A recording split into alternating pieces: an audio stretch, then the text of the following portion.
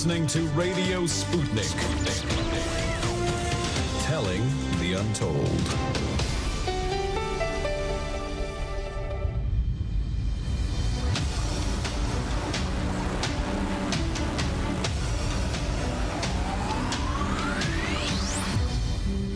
And we are live from America and just outside the Matrix. It is time once again for the show that every afternoon brings you the truth behind the headlines. I'm investigative journalist Lee Stranahan. This is The Backstory.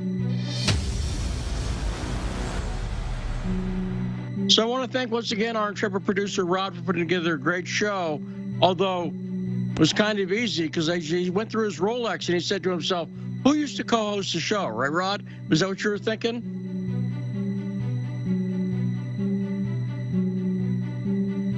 You just ran through who was in the Rolodex already. Is Rod vanished mysteriously? No, Rod's here. I think he's just not on mute.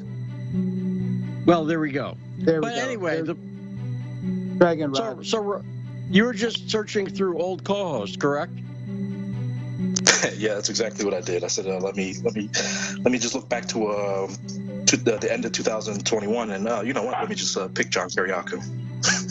It was easy. You know what you could have done? John Kiriakou was a good guest in the first hour. If you'd had my son Shane, the former co-host of Fault Lines, as a guest in the second hour, it would have been a complete deja vu. Just don't get my future ex-wife on as a guest, although that would probably be entertaining for people. And there's stuff she knows quite a bit about, so that would be educational as well. But, you know, that'd be interesting. But anyway, John Kiriakou, great friend to the show because he co-hosts it, is going to be back with us today in the first hour. Then in the second hour, we're joined by guest Daniel Azar, great friend of the show. And all show, we have in the house our guest co-host today, being Friday. It is Frosty Friday. Mark Frost is here. Hey, Mark, how you doing? Doing really well. So it'll be kind of weird to have you and John on, but you hosting, don't you think? That'll be a little odd. It's a little surreal. It is. Yeah, you can boss him around. That's you can if I get his paycheck. There we go. You may or may not want that. But and I'll tell you what you don't want of John Kiriakou's is his divorce legal bills. Trust me. Okay. No, so I don't want those. He's got expenses. And the other thing you don't want is probably to be in D.C., because let's talk to Saul for a second. Saul, have you seen snow today in D.C., your own damn self? Yes. It was snowing earlier. Well, I checked the weather. It seems like it's snowing, and you're about to get a blizzard. A blizzard is moving up the East Coast, up the eastern seaboard, and you're smack dab in the middle there, Saul. So you know a blizzard's coming, right? Fun times. It's going to be a fun drive back. Yes, it's going to be interesting. So stay safe and everything. A friend of mine is driving out from Texas out to Pennsylvania. By the way, Pennsylvania, we'll talk about that in a second. We'll talk about the bridge collapse. I want to actually ask Kiriakou about that because, you know, he's from Pennsylvania, Mark. Did you know that? I did not know that. He's from Pennsylvania. So we'll talk about that in 1 second here on The Backstory. And I got a couple, Tarif. I see you 1 second, 202-521-1320. But, Mark, a couple of things I want to talk to you about. Number one, you're a prog rock drummer. I want to talk to you about music and the stuff going on between Neil Young and then he's dropped Spotify. And I'll tell you, did you see who else has dropped Spotify over this Joe Rogan brouhaha? No, who? Barry Manilow and Peter Frampton. Peter Frampton? That's what I saw. And Peter Frampton, I'm sure you know this. Peter Frampton's a very talented musician, actually. He's a very talented jazz-influenced guitar. Yes. And, he was with Traffic, right? Really? I believe he was. Well, he was with Humble Pie, for sure. That's right. Excuse me. I stand corrected. You're right. Stevie Wonder was Traffic. That's right. I got him confused. Before he started exposing his chest for the ladies, but the little girls understand. But because I'll put it like this. One of his big hits, did you ever see Zappa make fun of Peter Frampton? No, I haven't. Zappa, in one of his live concerts, he pointed out that one of Peter Frampton's big hit songs is I'm in You, because that is the name of the song, I'm in You, right? But the way Zappa said it was, I'm in you, which makes it sound a little sadder and more, desperate. But it is the name of the song. Zappa didn't like pop Peter Frampton, and he probably didn't like the Sgt. Pepper's movie. Do you remember that? Peter Frampton and the Bee Gees, and everyone was doing a Beatles song. Remember that? Yeah, Sgt. Pepper, yeah. Yes. He was Sgt. Very Pepper. Strange. Yes. And that was a strange movie, but it did have Aerosmith doing Come Together, that was pretty good casting. I thought their version of Come Together was pretty good, actually. It made sense. I did too. Because that's a uniquely rocking Beatles song. Kind of dark. You know what I'm saying? It is. And I just texted you a picture from decades ago, because I have a Peter Frampton story. When I was in my early 20s, everybody thought I looked like him. And I got girls because of it. It was really cool. I'm sure. Yeah, no, nothing wrong with that. If anyone wants to look up great Peter Frampton live, go to YouTube and type in Peter Frampton Midnight Special. He was on the Midnight Special. You remember the Midnight Special? Used to air on NBC. And he was doing the songs that became big hits on the Frampton Comes Alive album, right? So, including Show Me the Way, and he does on Midnight Special a very long live version, as he did on Frampton Comes Alive, of Do You Feel Like We Do? And it's really good, actually. And you realize what a good band he had, too. They were able to comp through that song. But anyway, that's a great video I would recommend. But I don't like this. First off, I'm going to give you my take on it. But I want your take, too, because you're a musician and a fan of music, of course. And an economist. And an economist and a free thinker. Let me say that, too. I will listen to whatever damn music I want to. And I see people attacking Neil Young now because I don't like Neil Young telling Spotify it's either me or Joe Rogan, because I don't think an artist should do that to another artist. And I consider Joe Rogan an artist. He's a comedian, right? And he hosts a podcast, but he's mainly a comedian. He didn't come into it because of his journalism bona fides. And I don't think any artist should do that to other artists.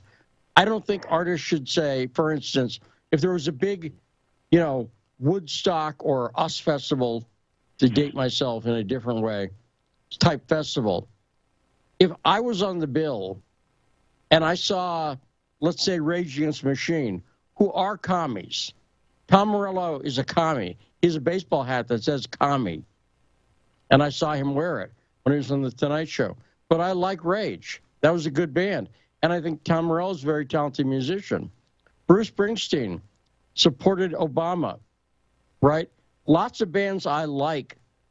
The Decemberists are named after the Decemberists. And anyone who knows the history of communism, go look up who the Decemberists were. It never occurs to me when I'm listening to music that I like, gee, I wonder what the bass player, I wonder if he's a Keynesian, right? Or if he's a fan of Lysander Spooner. Yes. Does that make sense? Yeah, and I like a quote from Milton Friedman.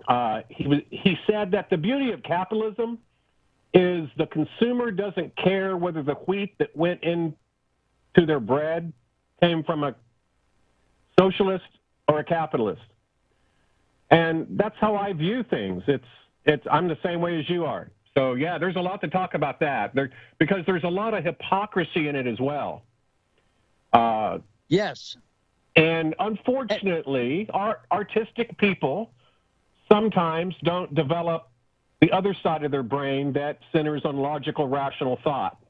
They feel their way through life rather than take a feeling they have and then think it out.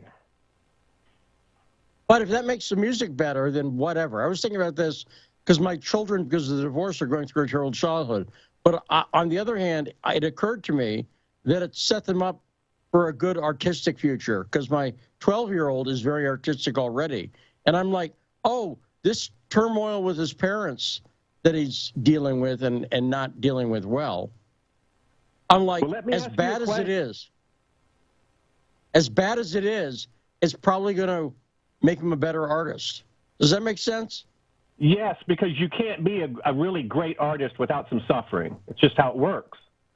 I mean, you got to feel something. You got to feel something somehow. I mean, that's why so many of the prog rock people that are so dear to my heart, they burned out at 30 because they got wealthy and they had money and they had cars and their life got good. Jethro Tull went from singing about the bloody Church of England to how, wonderful his estate was in Songs of the Woods. Still good music that didn't quite have the same edge as Locomotive Breath and Aqualung. Do you know where else you can see this? The other art form you can see this in is reality TV series. And hear me out for a second. If you watch reality TV series at a meta level, almost every reality series follows the same arc, which is, in the first arc, it's a reality series about quirky, weird families or whatever, right? They've got 19 kids or whatever's going on. Sure. And in the first series, that's what it's about. It's about them and their quirks. But if the show's a hit, in the second series, suddenly they have a better house. Does that make sense? Yes, completely. And by season 3 or 4, they've completely changed. They're no longer the same quirky people. They're now celebrities. And they're wealthy, well-to-do at least. Maybe not wealthy, but well-to-do at least. And it changes them and it changes the kids. And a lot of reality series have gone through this, where this is why a lot of people, there's a line from the Smiths. Morrissey says in one of the songs, "In the days when you were hopelessly poor, I just liked you more." And you know what? There's something, I don't wish poverty on anybody, but I understand what that line's about. That line is about, right? You know what I'm saying. I know exactly what you're saying. Some people were more interesting before they had it relatively easy. And it's good. I'm glad Ian Anderson from Jethro Tull had a nice estate. But you're right. It's not the same. And that's always the problem with bands or anybody. But great discussion, Mark. Part of the reason that we have Frosty Fridays, always great talking to Mark Frost. You saw, again, we had John Kiriakou on later in the half hour. Let me get to the calls real quick, because Tarif has been patiently waiting, Mark. We got lots of headlines to talk about, including this damn war, which we'll talk about in a second. Tarif question. Awesome. Yeah, Tarif, what is on your mind? Oh, man, I got 4 comments. First, I just say free Julian Assange, free Dunninger, and hashtag no more. My first comment, which I know you're going to jump on, is, okay, from what I understand, I was reading this article from Moon over to Alabama. He was stating that Zelensky might be pushed out because he said no to the neocons yesterday or the day before last, because he didn't want to attack the Donbass region to try to get Russia into well, so, Tarif, let me stop you only to explain this to people, because I haven't talked about this yet on the show. But it's a very good point. I'm glad you brought it up, because I was going to talk about it. There's a rift right now between the Biden administration and Zelensky.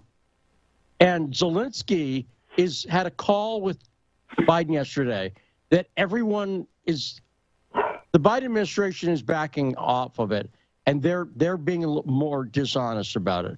But the Ukrainian side said the call didn't go well. And I heard at one point that Zelensky had to tell Biden to calm down, because the U.S. is pushing this conflict and saying, Russia's about to invade. Russia's about to invade. And Zelensky, who's the country who would be invaded if that was true, is saying to Biden, no, we don't think there's any imminent invasion. We don't think there's any imminent threat. And Zelensky's saying that. And the U.S. is the one saying, no, forget what you think. Forget that your country's the one we're saying. So I've been saying for months, the U.S. doesn't care about the Biden administration.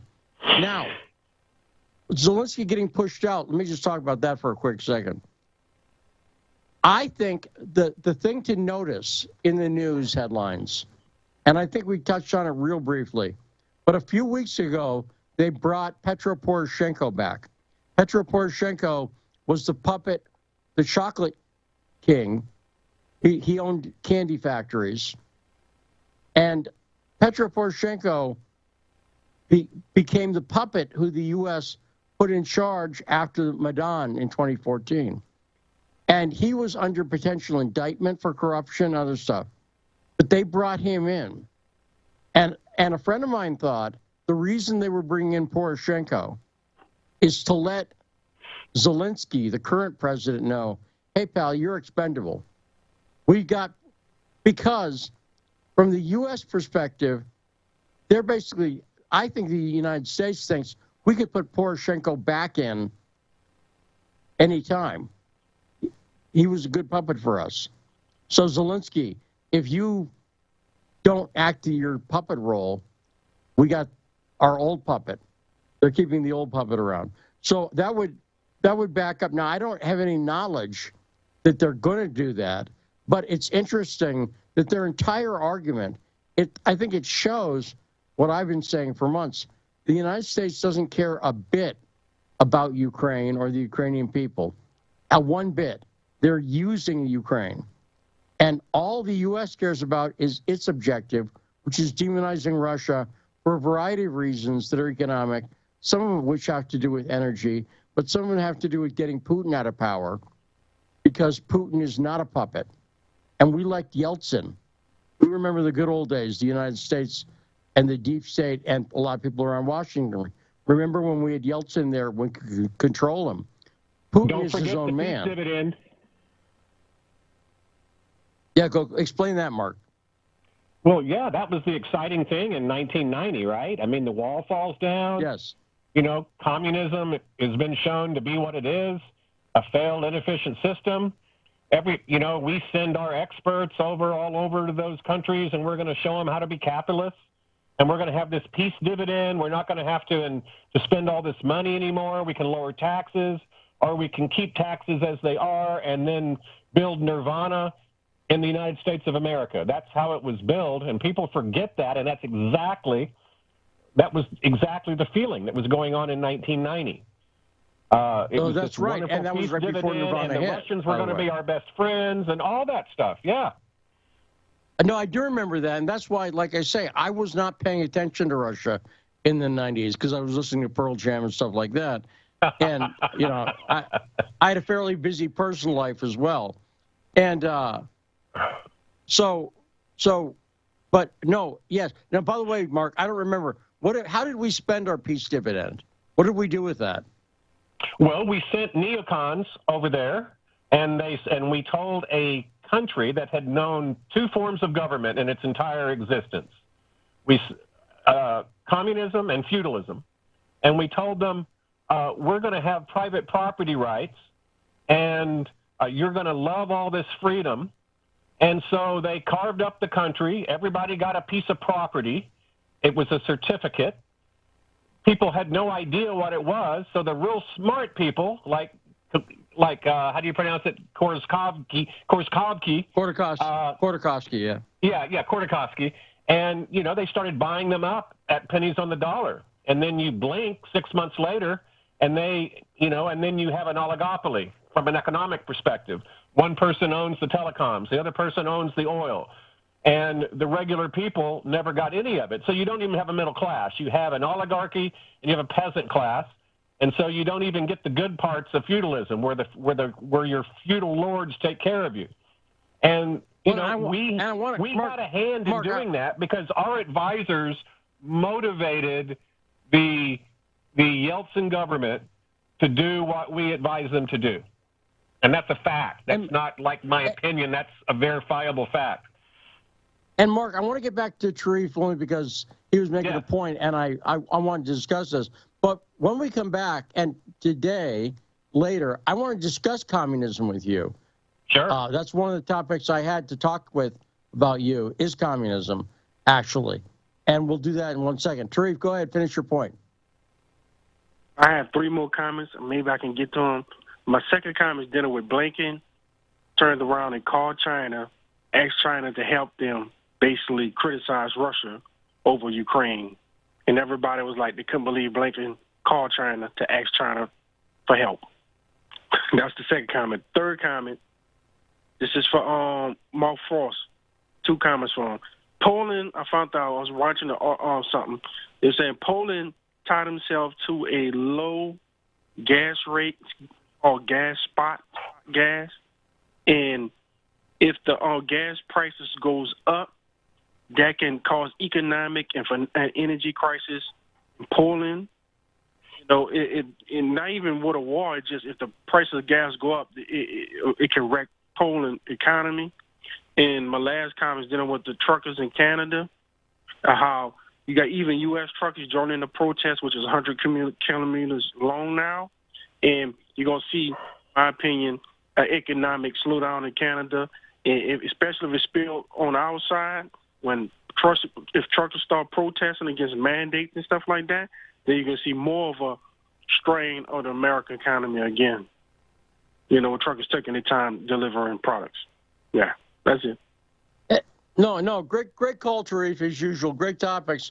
And this truck convoy, Elon Musk came out, and he's in favor of it. Rogan was talking about it on his show, which is ironic in that he's in a rift with Neil Young over it. By the way, one of the stupidest comments I saw, Mark, is I saw somebody say, well, we've got Eric Clapton, they've got Neil Young.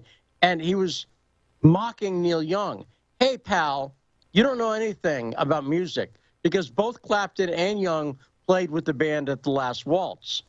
And I guarantee you they both respect each other. So just because you don't like Young's position, which, again, I don't like his position on censorship, but I still am a huge Neil Young fan.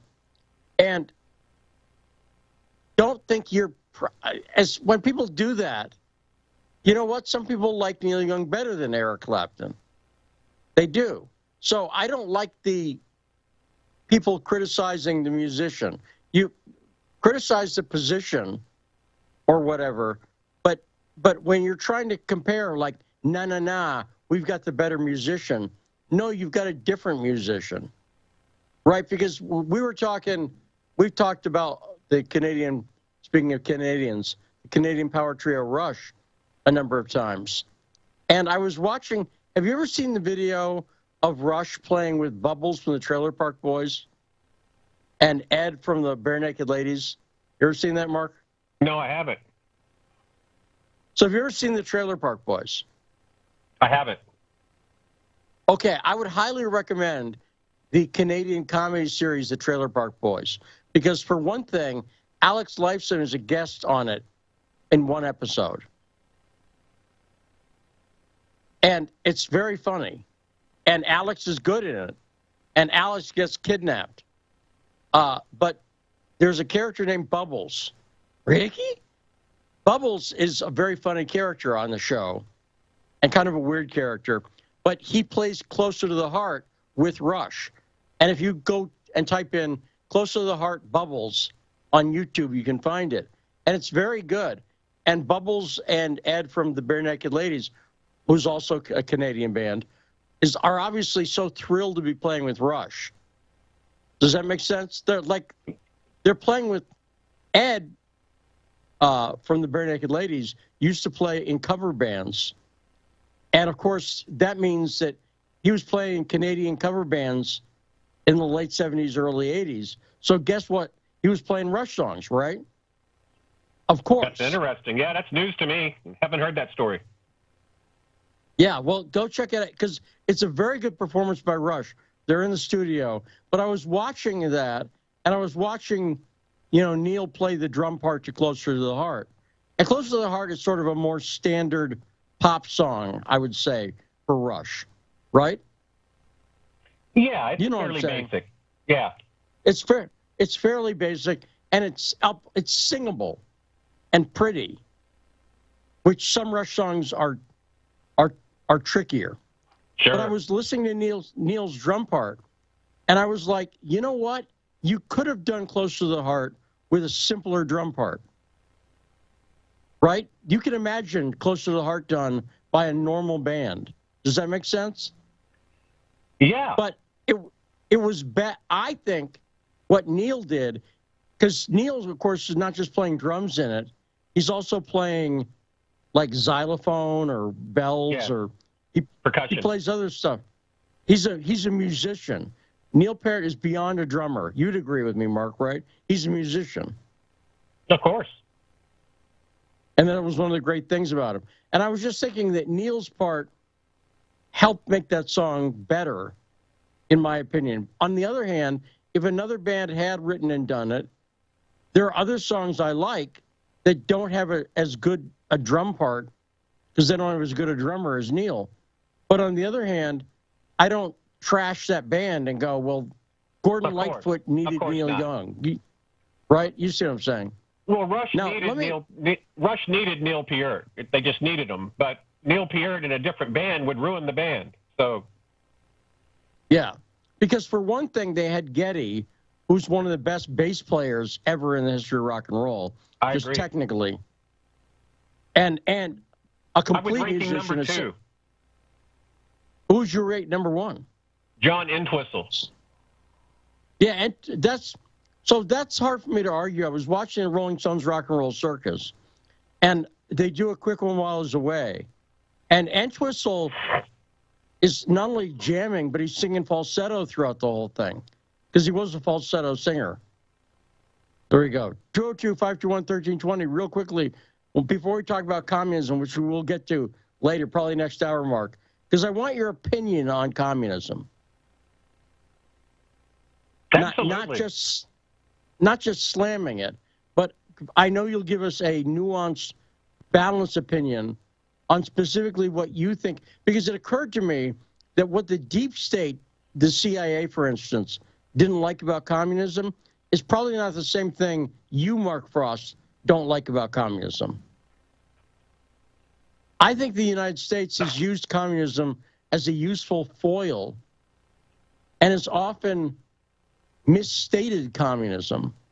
And I think communism has big problems, but I realize the problems someone like you or I probably have with communism is quite different than the problems, let's say, Alan Dulles would have had with communism. Does that make sense? Sort of. Would have to get in more to that for me to completely understand what you're saying. Well, we will, and it relates to the Ukraine thing directly. Directly relates to the Ukraine thing. 202-521-1320. Brave, what's on your mind? Thanks for waiting. Hey, what's going on, guys? No worries. Happy Friday. So I have a question for Mark Frost, and then also a proposal, I guess, too. So Richard Wolff, who I enjoy, I know he makes an appearance on a good many shows that on Sputnik, and I'm not sure if he has been on the backstory or not, but I was wondering if you're able. I think it would be kind of cool to have Richard Wolff and Mark Frost on, but not to like debate each other and go at each other's necks. More to see where they agree or see where they find a middle point on where we find the U.S. at right now, this current stations we are in with our politics and our economy. Because of a lot of the points that Mark makes, well, Mr. Frost, since you're on the show, I don't sound like you're not on the show right now, but because of a lot of the points that you make that I find totally agreeable, I just have a feeling that you guys will find some middle ground quite easily. Well, I'd love to get Richard Wolff on. Richard Wolff I love having him as guest. I think he's been on once. I'm not sure why he hasn't been on. But I'd love to get Professor Wolff on again, because I got to ask him, Mark, to define the lumpen proletariat. And for instance, And when you've got a Marxist scholar, who's a professor, he gave a very good definition of lumpenproletariat. You follow you me? know what him and I would have in common, don't you? It's my favorite economist. He would, I guarantee you, he's read Joseph Schumpeter. And that would be the bridge by which him and I would have a conversation, because he's, there's a joke. Do you like communism? And then there's a disclaimer question. But what kind? It's like asking somebody, do you like capitalism? Well, okay, what kind? What do you mean by capitalism? That sort of a thing. Because Marx himself, I think he would agree with me, Marx himself would distance himself with some of the communists today. Marx had a completely different view of communism that many other people did. And Marx had a very famous line, which I'm pretty sure he said, I haven't verified it 100%, that someone asked Marx what the Marxist view of this is, and Marx said, but I'm not a Marxist. And I think Jesus would look at a lot of Christians and go, I'm not a Christian. Oh, no doubt. Does that make sense, Mark? It makes complete sense. Sure. Because the evangelists are usually different than the prophets. I mean, that's just a fact. That's a good way of putting it. And we'll talk about that. You know what? We got John Kiriakou about to join us, and that'll dovetail into the Ukraine stuff, and that'll get me into the point I'm making about communism, because I had an epiphany last night. I've been doing a lot of research. By the way, I don't just show up sober here on the Backstory. I actually do research. 202-521-1320 is the number if you want to be part of the show. Joining us right after this break is our friend John Kiriakou, former co-host of the Backstory. We're joined today by guest host Mark Frost on Frosty Friday, all on the Backstory.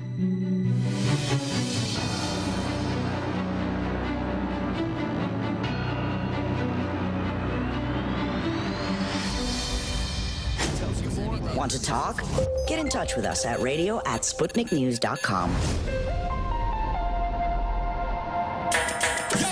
So, Sean, what do you want to talk about today? Well, Bob, that's easy. I want to talk about the need to stop the development of self-driving cars. Again, Sean? You're driving me nuts. I think the self-driving car thing's already out of the gate. No. It's never too late. See, now the leading experts in the field, just pick one, whichever one, leading experts have repeatedly warned us about the dangers of artificial intelligence. Look, I'm telling you, man, we have to stop the robots by any means necessary. I see what you did there. Yep. Tune into our show By Any Means Necessary daily from 2 to 4 p.m. Eastern Time on Radio Sputnik. And don't forget to call in at 3:20 p.m. to our studio number 202-521-1320. And if you miss us live, check us out on SputnikNews.com, Spreaker, iTunes, iHeartRadio, Spotify, or wherever you listen to podcasts, and stay up to date on the latest political, social, and economic movements shaping the world around us. Feeling kind of blue, but maybe also kind of red, and kind of purple, and kind of alone? You've got a friend on Radio Sputnik. Tune into Political Misfits from 12 to 2 Eastern Time, Monday through Friday, for news, politics, and culture without the two-party bias. Catch us daily on 105.5 in Washington, D.C., or 102.9 or 104.7 in Kansas City. Or find us on Twitter, Facebook, YouTube, Spotify, or wherever you get your news. Are you bored? Are you lonely? Do you need a hug? Well, we can't give you that, but we can keep you up to date on Radio Sputnik.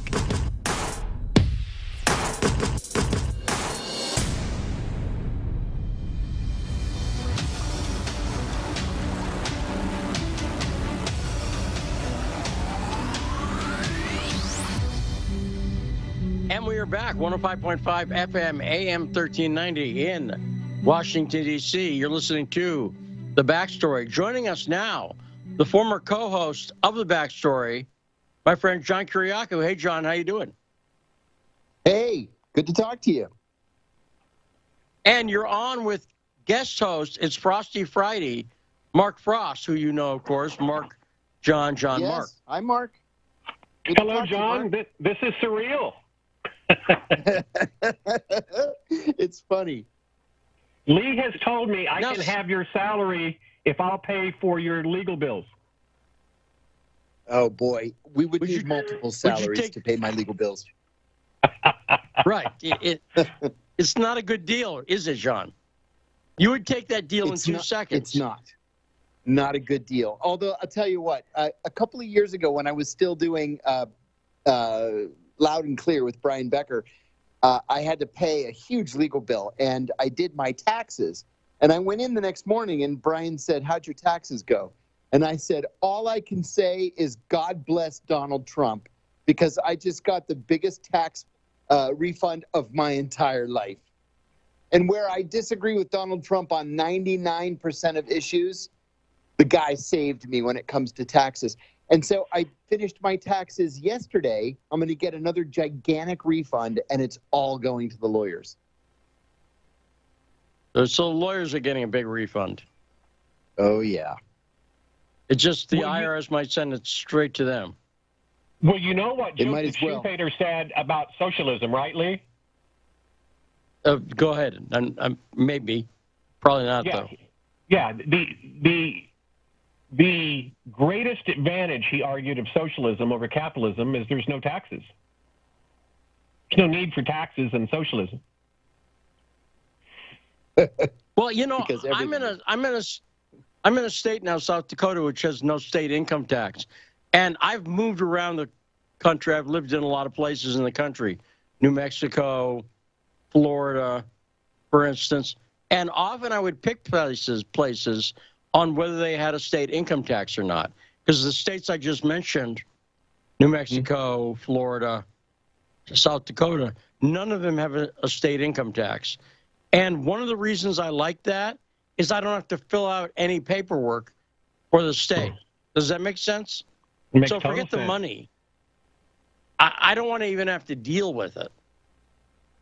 I like the fact that there's no state income tax because I saw it in California.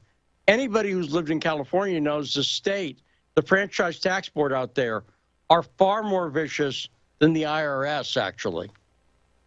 Wow.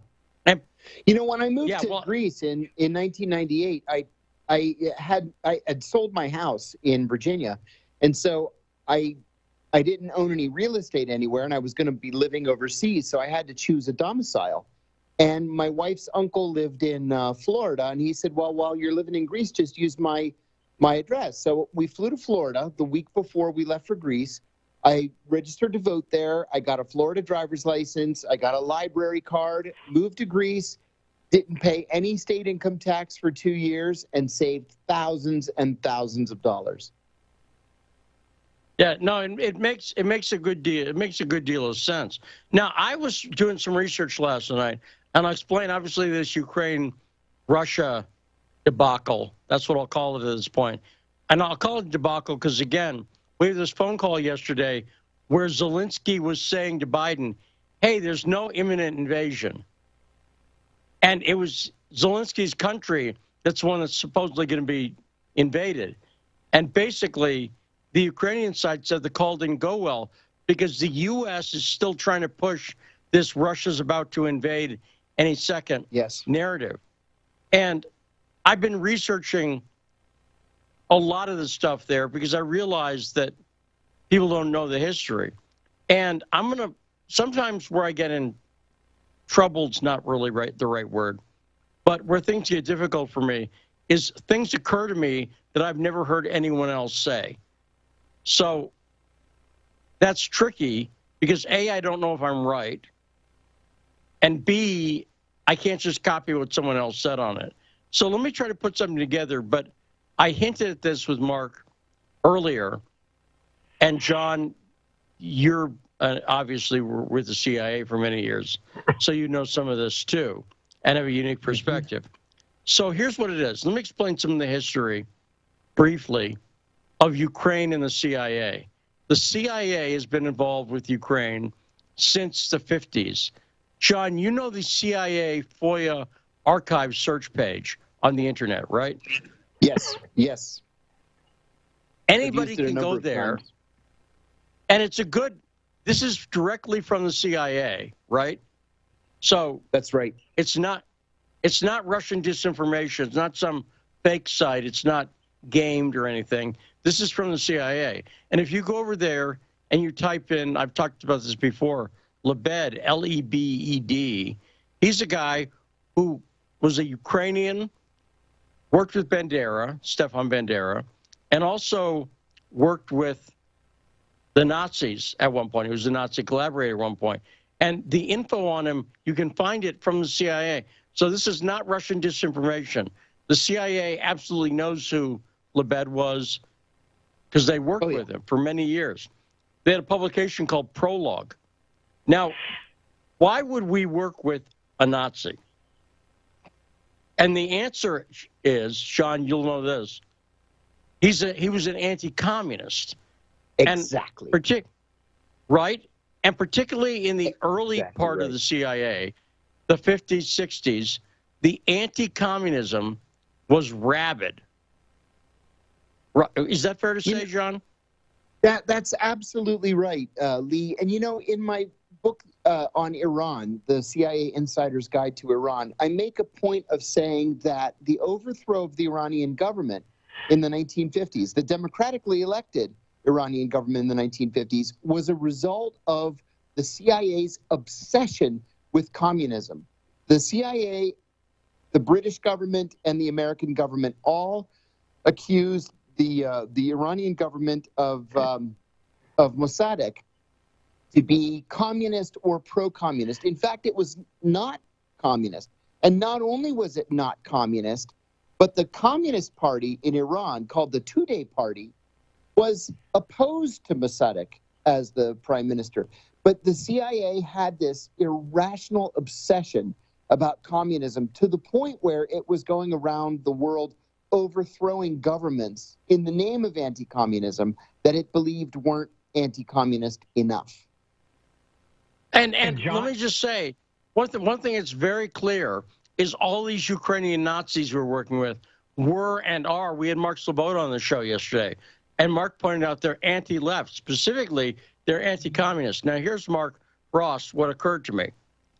I'm anti-communist, but the reason I'm anti-communist is if I go up a level from communism, I'm generally anti-authoritarianism, and that means I don't view the communists as better or worse in a lot of senses than the Nazis.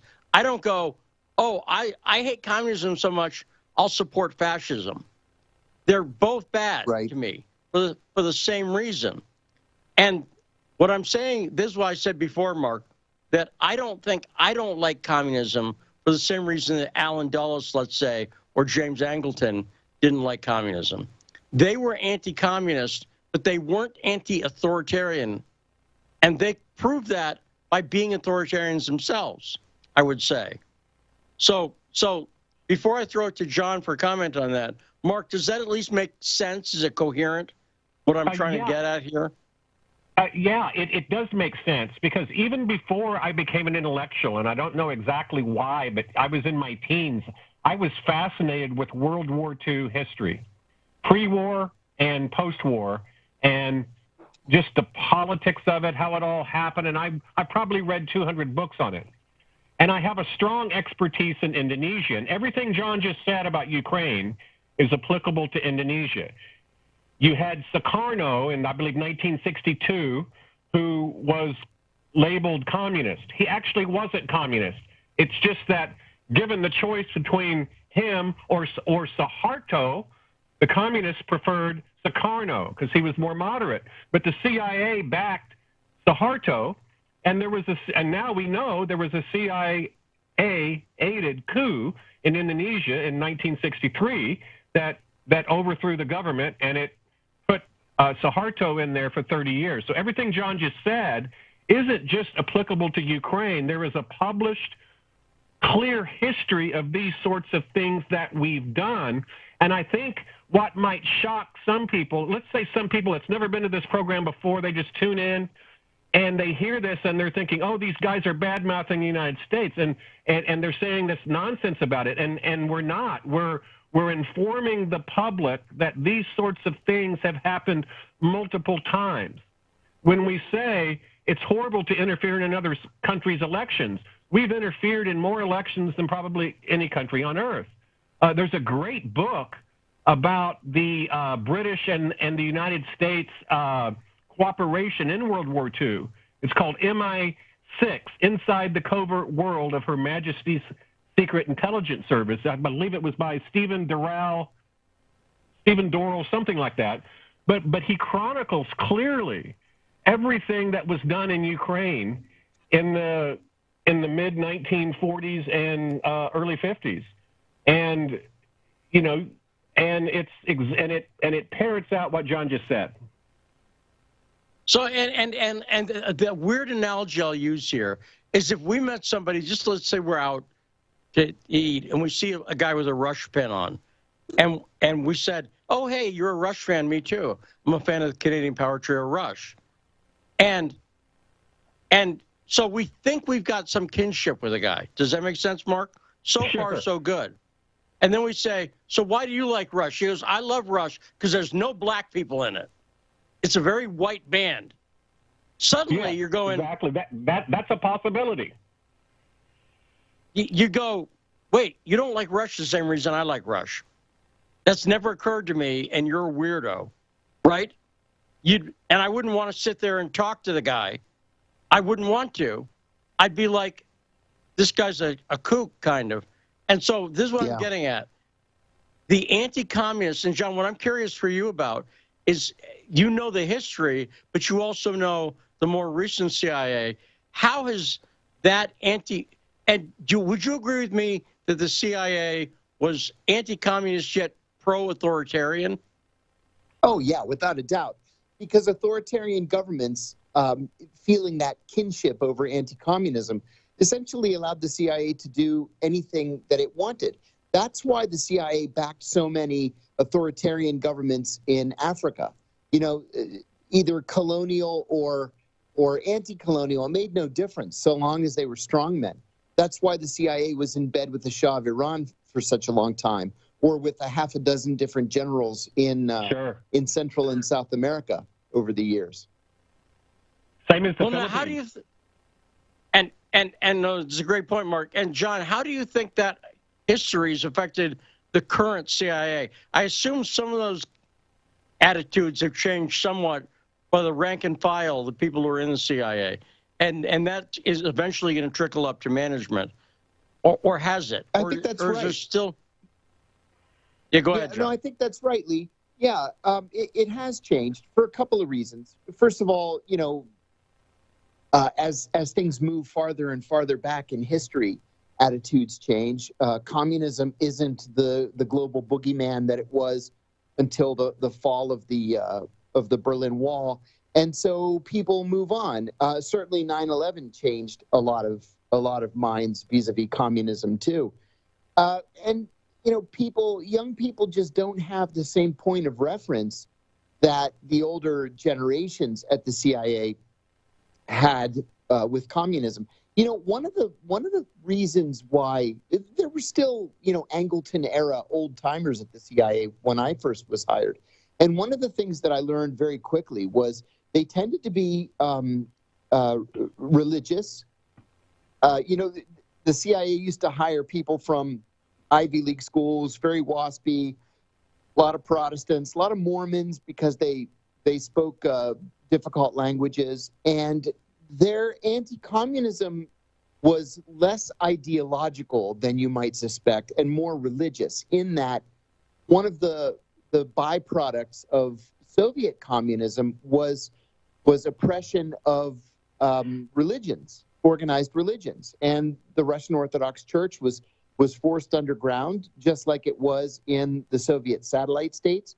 And the fact that modern communism was atheistic just bothered a lot of people in important, you know, positions of authority at the CIA. Mark? Yes, I absolutely think that's. I mean, my study of Indonesia, which has been exhaustive, it's one of my areas of expertise, is Indonesian political economy.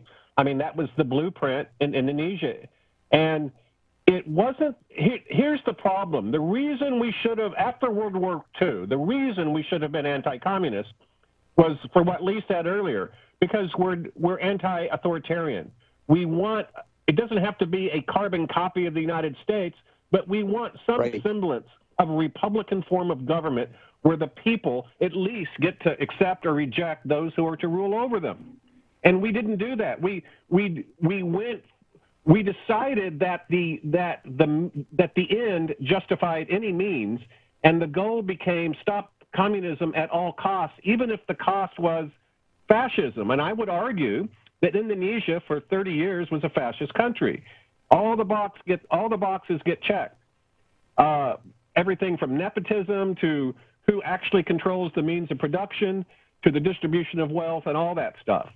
It's also echoed in the Philippines by Marcos, and John mentioned Africa. One of Africa's problems. I mean, they have lots of problems. A lot of them are self-imposed, but it certainly wasn't helped by the post World War II West.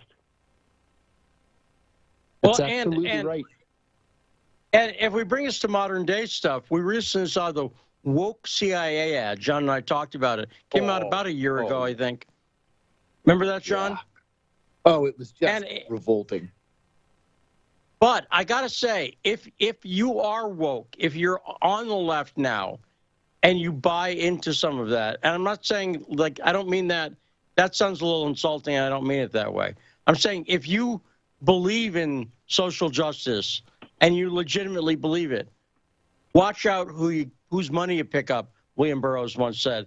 And the CIA, I'm going to say, even though they do that ad, they are every bit as authoritarian and sneaky. I would say Eric Charmella, the CIA agent who pretended to be a whistleblower, not agent, but whatever, officer maybe. What is he? Do you know technically? Officer? Yeah, I think he's an analyst. Well, CIA officer is appropriate too, but yeah, he's an analyst. Right. I just use agent because that's the way I grew up reading spy stories, and that sounds right, but it's not. But do you agree that people should, if they are like, you know what? I think the CIA's changed. I care about social justice. They care about social justice. They're racially wanting to be inclusive. That sounds good to me. Watch out, because I think that authoritarian streak, the ideology's changed. I'll call the ideology the icing. If you've got a cake and it's made of poop, it really doesn't matter whether it's got chocolate or vanilla frosting on it. Does that make sense? That's right. That's right. Yes. And by the way, it's a cooking hint for everybody. But John, would you agree with that there's still an authoritarian streak that still exists at the CIA, however else they're glossing it over? John Kiriakou? Absolutely, Lee. And I think we see that most clearly in Ukraine, as you've pointed out. You know, these Nazis aren't self-funded. The Nazis aren't promoting themselves and supplying themselves with weapons and propaganda expertise. It's got to be coming from somewhere, and we know it's coming from the CIA. That's what the CIA does. It's what the CIA has always done. And if it's going to make the Russians nervous or destabilized or whatever, then that's the CIA's goal in the first place. And John, what you're referring to, if I'm correct, is there's been newspaper articles, and anyone can find them recently easily, that the CIA was training these militias in eastern Ukraine who are, this is right sector, right? Now, the CIA in those articles, they admit they were training them, but they say it's for defensive purposes, John. What's your take on that? Right. Right. You know, you can't really expect people to believe that you're training militia members in guerrilla warfare, which is urban warfare. It's house-to-house warfare, and that's somehow defensive. That just doesn't make any sense to me. Guerrilla warfare is not defensive.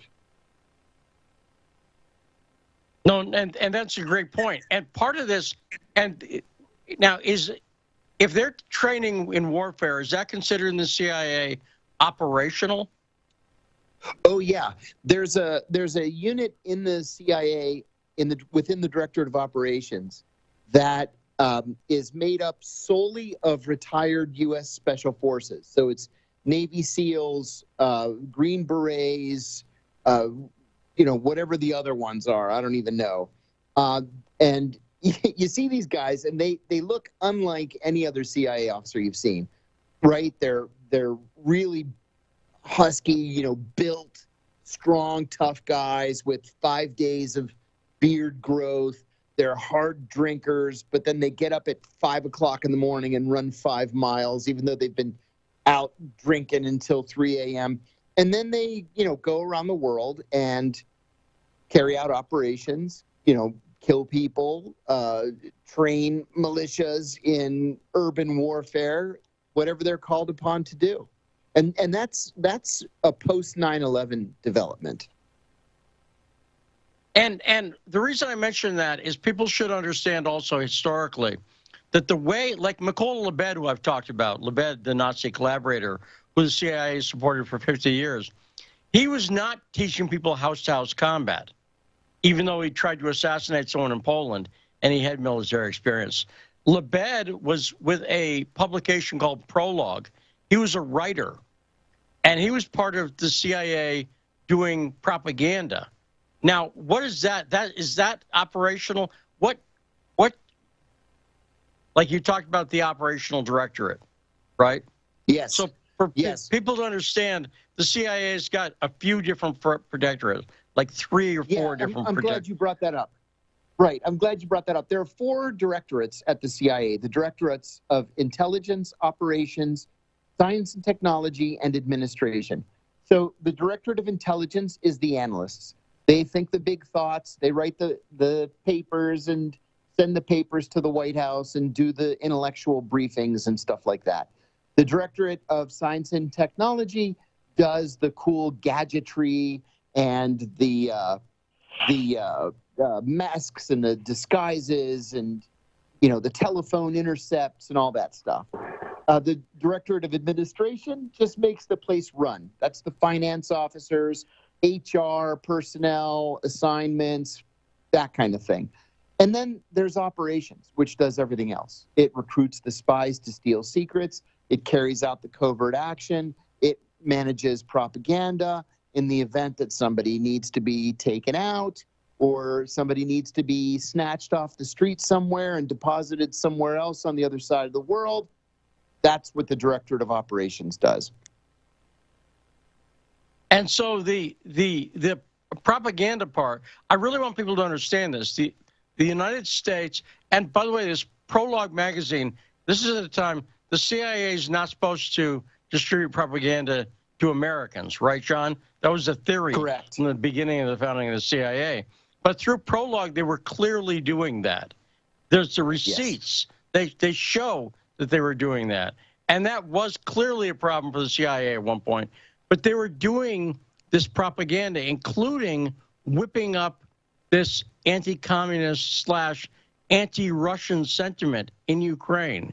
In other words, does that make sense, John, that the CIA would have been pushing that anti-Russian, in the name of anti-communism, pushing the anti-Russian narrative in Ukraine? Does that make sense operationally to you? It makes perfect sense. And Ukraine would be the front line for an operation like that. That's exactly what the CIA's Directorate of Operations would see as what they call a tier 1 operation at the very top of the importance of issues that the DO would face. Tier 0 is nuclear war and terrorism and stuff like that. Tier 1 would be Ukraine. Well, John Kiriakou, fantastic conversation. Nice to be back on the show briefly. We used to have you on all week, but even briefly was nice. That's John Kiriakou, who's the co-host of Political Misfits, noon to 2 every day here on Sputnik. We'll be right back, and we'll talk to Mark Frost, what he doesn't like about communism, coming up right after this on The Backstory.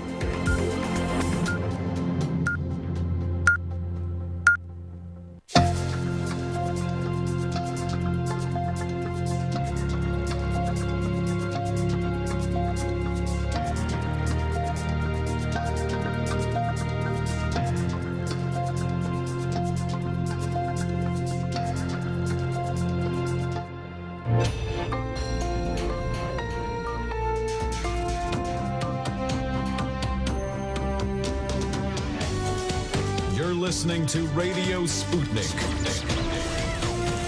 Telling the untold.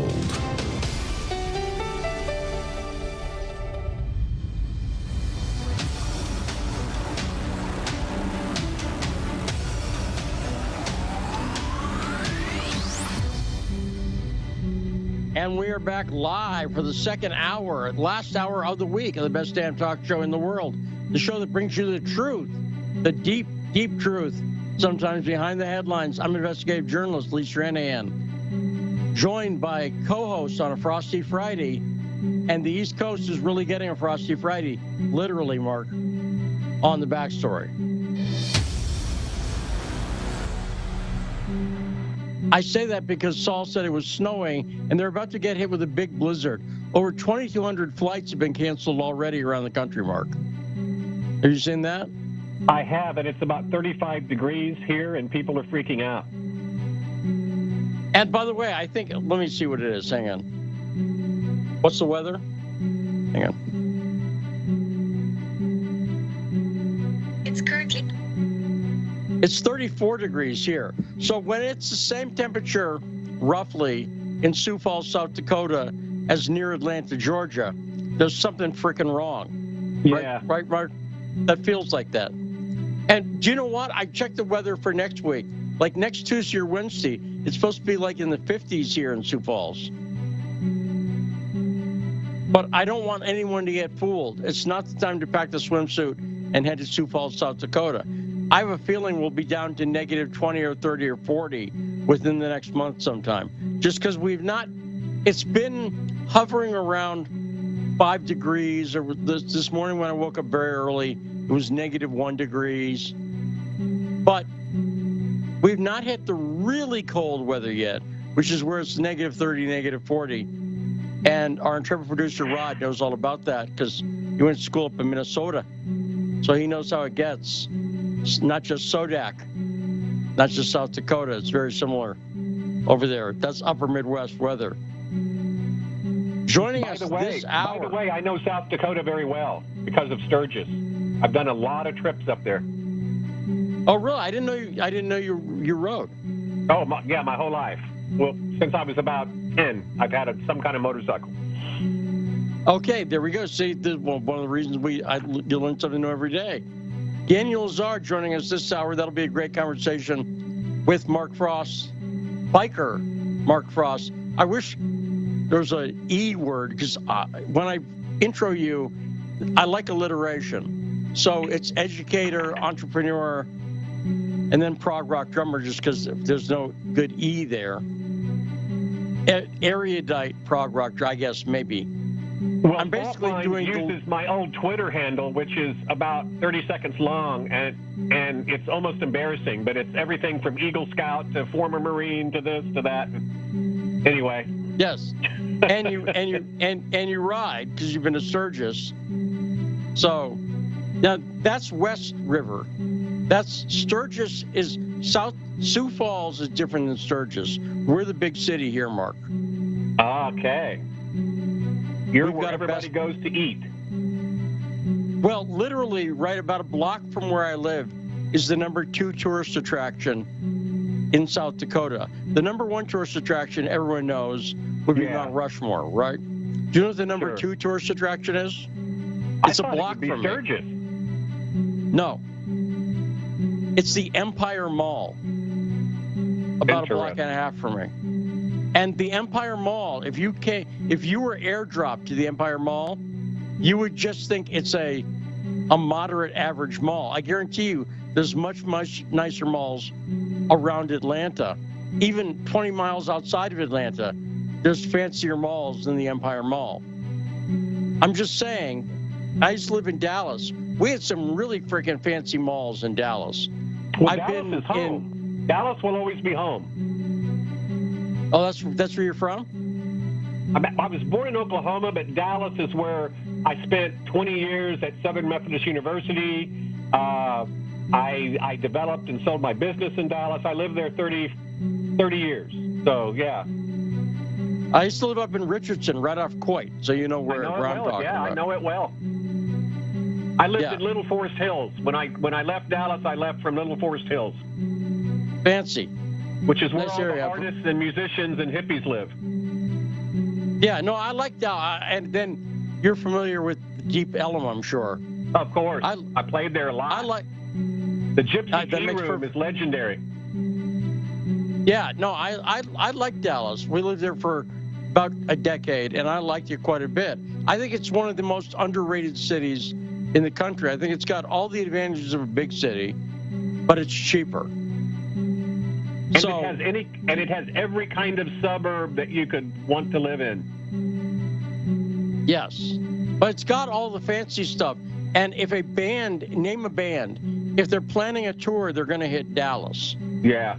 Right?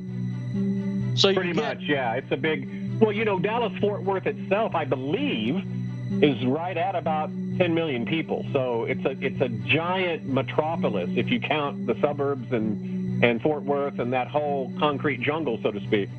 It's a huge metropolis. Some might call it a metroplex. Yeah. I didn't just make that up. That's what it's called. But anyway, Daniel Lazar joining us this hour. You're listening to. Well, why don't you say the name of the show? Because it's fun. Go ahead. The best show ever. The backstory. So just picture Saul, our multifaceted engineer. He's there at the ready to hit the button that makes the boom, the thud. Do you know what I did? I was talking about my electronic drum set, and I got the drums because I got my floor tom in. And by the way, that floor tom's really great. And not only it's a 14-inch floor tom that's got legs built into it, so it's electronic, but it doesn't need to be on a mounting stand. It's got three legs built into it, and it plays really. It's a mesh head, but it plays really well. So and it's technically a hybrid. Technically, it's a hybrid. If you put a regular head on that, it would sound like a drum. Yeah, I'll bet it would. Yes. Because it is a drum. And so all the triggers right now are mallet sounds. And I've got two floor toms that are both booming.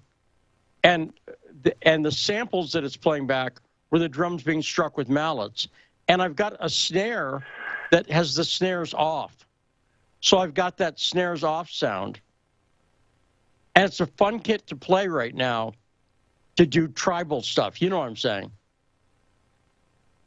Oh, absolutely. It's not, you wouldn't play a pop song with it, but for banging around on, it's a lot of fun. But anyway, so one of the things, so you saw, that was a setup. I've been thinking, the basic premise I have is just because, people say the enemy of my enemy is my friend. Well, BS. That's not true. Sorry. That's how you end up with some bad friends. Right? Yeah. Because if you were like, well, let me just find someone who hates communism. You don't know why I made the analogy before. It'd be like if someone said they like Billy Idol. And I'm like, yeah, I like Billy Idol. And they're like, yeah, well, I'm a white supremacist. That's why I like him. I'd be like, we're not going to get along because that's not why I like Billy Idol. I like Billy Idol because he kind of rocked and Steve Stevens was a good guitarist and so on. But when I hear people say they're anti-communist, part of me goes, well, I'm an anti-communist. Therefore, this person, I agree with them. But I've come to realize in the past few days of study, Mark, that some people aren't anti-communist. Like the people in Ukraine, for instance, they're anti-communist. But they're also pro-Nazi. And I don't have much in common with them. So it occurred to me, knowing that we were going to have you on Frosty Friday, as we do, to have you explain, because I'm sure you'll give a good answer that I'm going to agree with for the most part, because I know the way you think broadly. Sure, I didn't know you were a biker, but okay. But, I understand you're a sort of recovering libertarian. I'll call you a you understand libertarian thought, but you understand it well enough to know what you don't agree, where they go wrong sometimes. That's fair to say, correct? Yes, and also, like any movement that's an ism, it is which subgroup do you want to be identified? And to the extent the subgroup overtakes the label, do you really want the label anymore? So, for instance, from a literal meaning of the word that fits my political economy the best is liberal. But as Schumpeter said, whether by purposeful or accidental compliment, the enemies of the system of free enterprise have seen fit to appropriate its label. And so liberal doesn't mean what it used to mean, because what it used to mean is government should govern liberally. That is, government should prove something should be illegal. The people shouldn't have to prove it should be legal. And so in a nutshell, kind of as a first principle, that's where I'm coming from. And I think also, again, I talked about this a little bit yesterday, but having experience with certain things, it's not better in some cases. Here's an example. Another guy who comes on to co-host sometimes is Carter Laren. We love having Carter on. And Carter has an objectivist background, the philosophy of novelist philosopher Ayn Rand. And one of the reasons I love talking to Carter is so do I, by the way. Well, I was heavily in the objective. I went to an objectivist high school. I've been in Ayn Rand's apartment. Oh, wow. I was at her funeral. I was in Valhalla. It does begin with Ayn Rand. You know that, right? Yes, I know that book as well. Yeah, all libertarians at some point were into Ayn Rand. It's inevitable. But on the other hand, because I know some of these people, like Carter, do you know that Carter, do you know who his therapist used to be? You'll get this, Mark, why this is a big deal. Nathaniel Brandon. Yes. I have a video of me and him together with my ex. He was psychoanalyzing us at a conference. Yeah, I know. I've been to conferences, and I've talked to, she's passed away now, but Barbara Brandon I talked to on the phone a few times. And I've been in Leonard Peikoff's apartment, which was Ayn Rand's apartment. That's why I say, after she passed away, Leonard got her apartment in New York. And I did the audio taping on one of Leonard's tape lecture courses, Understanding Objectivism. You'll hear him say, okay, Lee, stop the tape or whatever. That's me. I would be the Lee he's referring to. And sure. The reason I say it's not better in some cases is because I know, like, there's a well-known objectivist scholar now, Andy Bernstein. Andrew Bernstein wrote the Cliff Notes for The Fountainhead and Atlas Shrugged, and he's part of Ayn Rand Institute. Well, Andy was my dorm dad when I went to this high school. I know Andy real well. I've seen Andy, walking around in his underwear because he was my dorm dad, and, whatever. There was nothing weird about him. I'm just saying, I've seen him in social settings, and even some settings I guess aren't that social. And he was going through a divorce at the time and everything else. So I saw and heard stuff about that as well. And that's not better in a way, because understanding something at that level, a personal level, you know what I'm saying? I'll put it like this. It's easy for me to be a huge fan of someone like Neil Peart, for instance. But on the other hand, maybe if I was his next door neighbor, it would have been different. Does that make sense? Of course, which is why they always tell you don't meet your heroes, especially your intellectual heroes. That's right. And I've been lucky enough, some people I've known, and I know where that's not true, Andrew Breitbart, but he wasn't a hero of mine. And it's weird. Some people I know, they weren't my heroes. But I met him just as people. Dog the Bounty Hunter, for instance. I'd never seen the show, but I got along with Dog very well and liked him. We became friends. But it wasn't that I can't think of too many people. I've met and hung out with a little bit people like Todd Rundgren, who I did idolize. But I wasn't living with the guy or anything. I just, Todd handed me a joint once, and I took it, because when that happens, you do. So we were watching Saturday Night Live, and the joint, you know how the joint goes around the table sometimes, Mark? You're familiar with that physical phenomenon. So I can neither I can neither confirm nor deny that. But you may have heard of it. I do live in an illegal state. Right.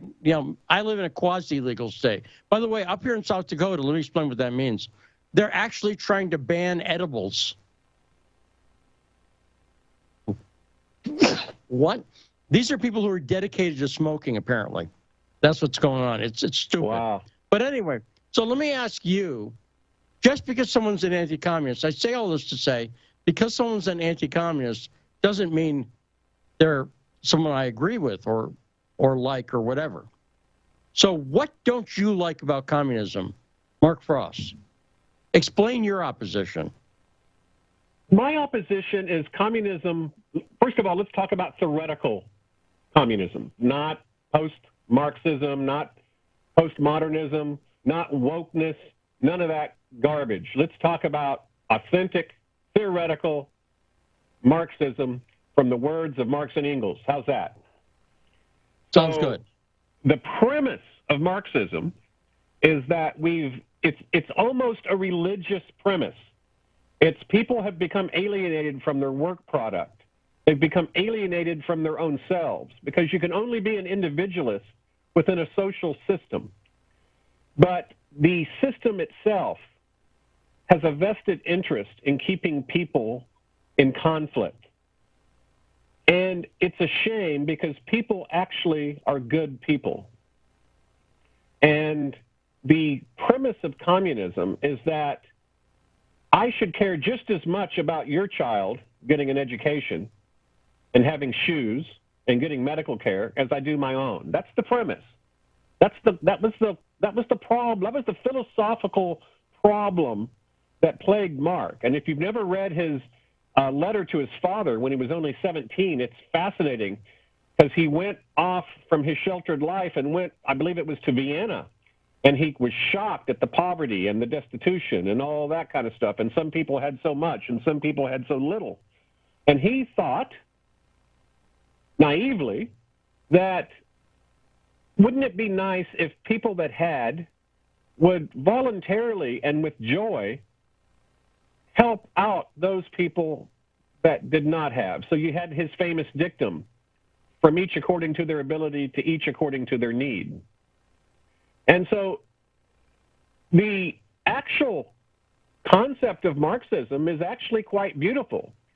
And the irony of it is, the big irony of Marxism is the people that hate it the most are the evangelical Protestants, because they believe Jesus was a capitalist. And if you actually study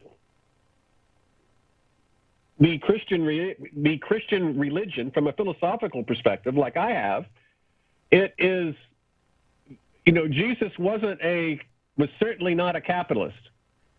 And, you have that great quote from Luke in Acts chapter 2. I believe it says, everyone was there and they were in one accord. They sold property and possessions, and they gave to anyone who had need. That is really a jingle of Marxism. I mean, that's what Marxism argues, is that somebody needs something and you have something, and since they need something and you have it and you have excess, sell your property. Don't worry about educating your kid. Educate the person's kid who needs education more than your kid needs it. Don't worry about taking your kid to the physician if there's a kid out there that needs to go to the physician more than your kid needs to go to the physician. That's Marxism in a nutshell. And Marx believed that the only way to get there was first through capitalism, then you evolve into socialism, and then you evolve into communism. And it required cultural changes in the individual heart. As my favorite economist argued when he was talking about Marx, that there's a strong egalitarian and communist element in Christianity. Quote, "The Creator died for all, and therefore testified to the near infinite worth of the individual human soul," unquote. And so communism makes what I would assert a very naive premise. People are naturally altruistic, and it's our socialization that's made us selfish. Well, and Mark, let's stop what Aristotle argued. Aristotle argued human beings were selfish animals. Well, and let me just say the other thing that when you're talking about Marx's letter when he was 17 to his father, what the spiritual tradition reminded me of there was Buddhism, where the Gautama Buddha, who's the founder of Buddhism, who was a well-to-do Indian, Indian prince maybe, but higher caste Indian, realized, he went out into the world and he realized there was suffering. This is where it reminds me of that. Yes, very, very similar. And Gautama, the problem of suffering plagued him, and Buddha, all Buddha means is the awakened one. In the same way that Christ is not a last name.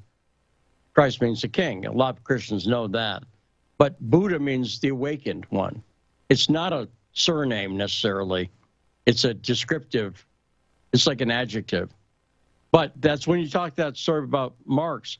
And by the way, Daniel Lazar, who's joining us at the bottom of the hour, writes for the Weekly Worker.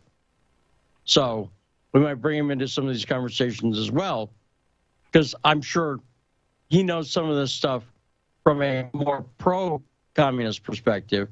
But so far fascinating. I want to make sure I get to Ingrid. She's on the line, Mark. Ingrid from D.C., what is on your mind? Thank you. I want to ask Mark what his reference is. I was brought up a Methodist. I guess that's a Protestant. I've never heard before this idea that Protestants believe Christ was a capitalist. It really surprised me to hear him say that. I wish John were on, because he talks all the time.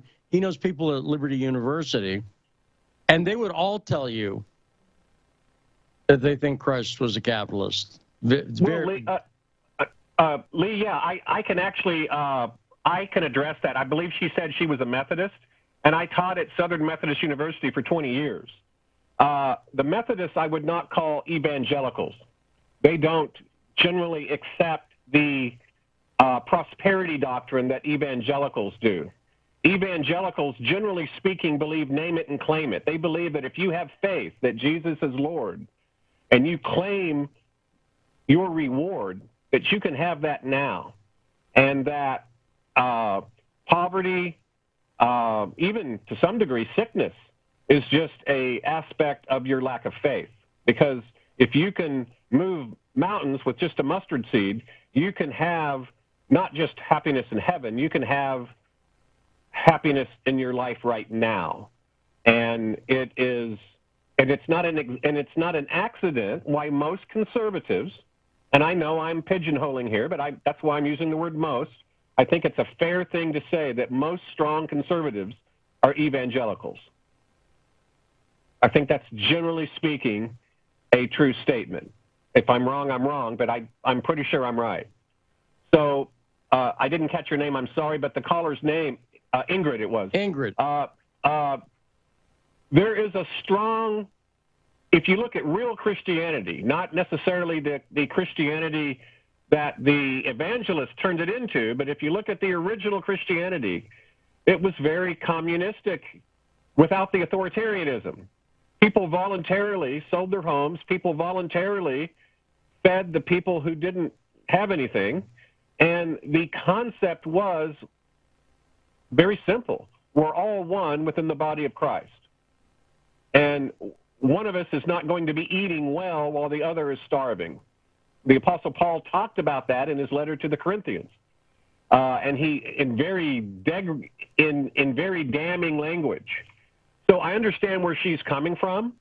But one thing I think is quite certain, that Christianity, certainly early Christianity, where they were expecting the second coming of Christ to be in their lifetime, they were not worried about their 401ks. They were not worried about the Dow Jones Industrial Average. They were not worried about this or that, because they were waiting for their prize in heaven, and they were not activists. They were not politically active people, generally speaking. And so that's why I say that, and I'm probably influenced very much by who I consider is exceptionally underrated. He's a giant in political economy, Max Weber. He wrote a very influential book for me.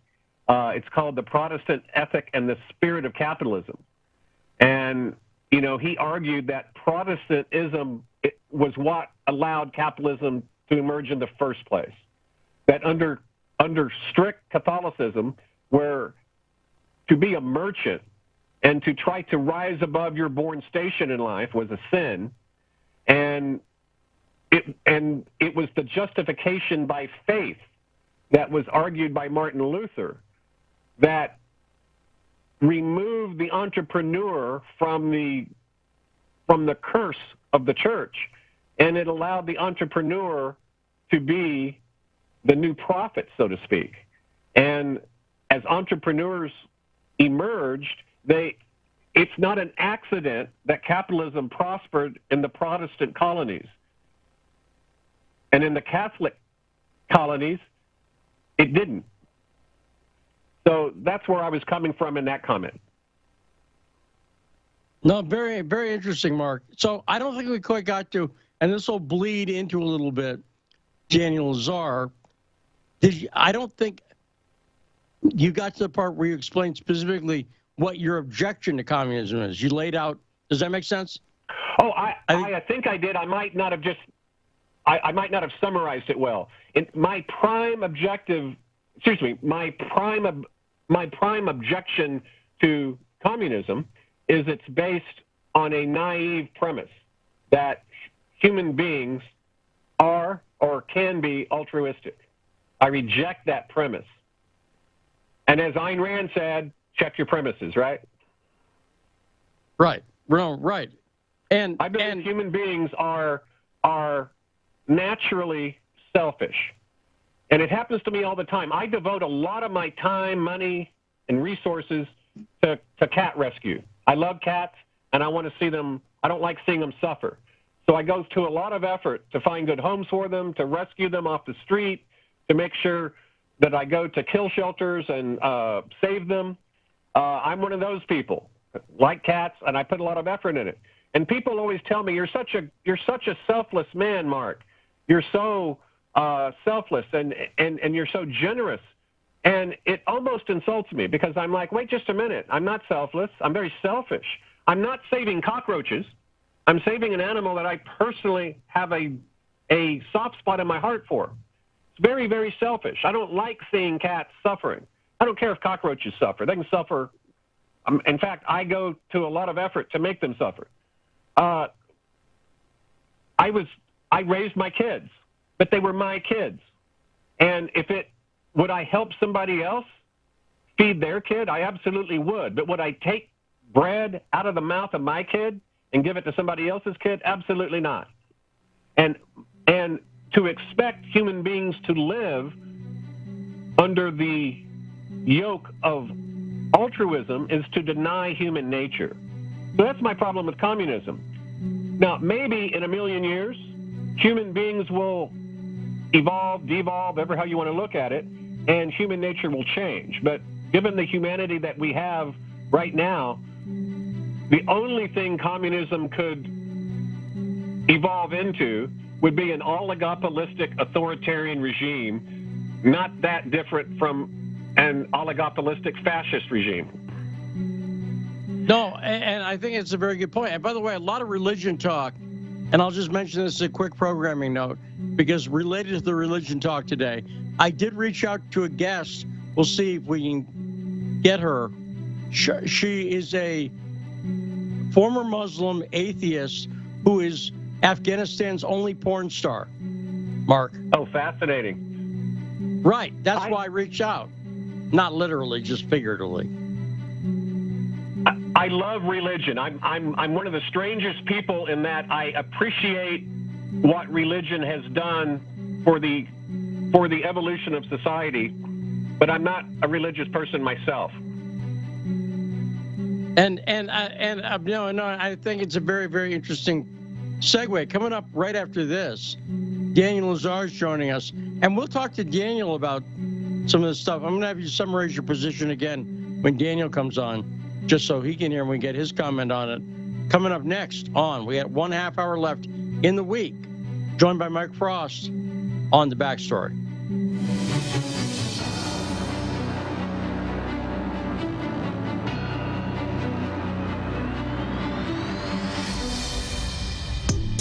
Stuck in traffic? No problem. Stay informed. Stay tuned to Radio Sputnik on 105.5 FM or 1390 AM in the Washington, D.C. area. Need more? Follow us on Facebook or check us out on SputnikNews.com. They're bringing drugs. They're bringing crime. I like beer. Yeah, we drank beer.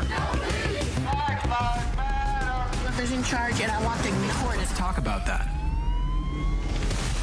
Discussing all the controversies and news across the disunited states of America. Tune in to Fault Lines every weekday from 7 to 10 a.m. Eastern, only on Radio Sputnik. In a media landscape filled with so-called journalists acting as stenographers for their billionaire bosses, there is a desperate need for news, analysis, and perspectives that buck the status quo and get to the heart of how domestic and international events impact you and me, as well as showing how we can get involved in the struggle to change that status quo. Check out By Any Means Necessary on Radio Sputnik, Monday through Friday from 2 to 4 p.m. Eastern, to hear the stories and voices that mainstream media refuses to tell you. And join us as we connect the political, social, and economic movements shaping the world around us. That's By Any Means Necessary, Monday through Friday at 2 to 4 p.m. Eastern, right here on Radio Sputnik. Hi, I'm political analyst Garland Nixon. And I'm political scientist, author, and nationally syndicated columnist Dr. Wilmer Leon. We're the co-hosts for The Critical Hour, airing Monday through Friday from 6 to 8 p.m. Eastern Time here on Radio Sputnik in Washington, D.C. We close out your day with a thorough and hard-hitting analysis of the day's top stories, where we bring in brilliant scholars, authors, and investigative journalists from around the world. And on Fridays, it's panel time, when we do a roundup of the week's most important issues. Join us to keep up with the world's top stories. Enjoy an in-depth analysis. And have a little fun along the way. Listen to our show, The Critical Hour, Monday through Fridays on Radio Sputnik.